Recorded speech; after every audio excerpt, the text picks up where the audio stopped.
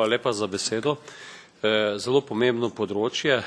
Podpiram to, kar je zapisano v poročilu in te ukrepe, ki pomagajo k dvigu aktivnosti na področju kmetijstva za mlade kmete. Tudi upokojevanje se mi zdi zelo primeren ukrep, kajti olajša ta prenos na mlajše generacije.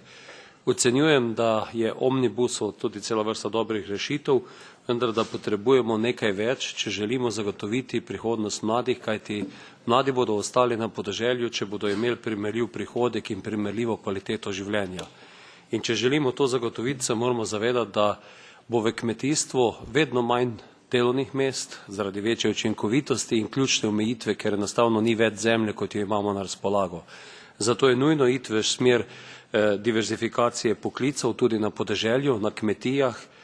Osnova za to so širokopasovne povezave na podeželju zagotovo, to je prva infrastruktura, ki jo rabimo, potem pa ta diverzifikacija, bodisi znotraj kmetijstva z dopolnilnimi dejavnostmi, kot so, izdelava sira, suhomesnatih izdelkov, turizem, predelava doma.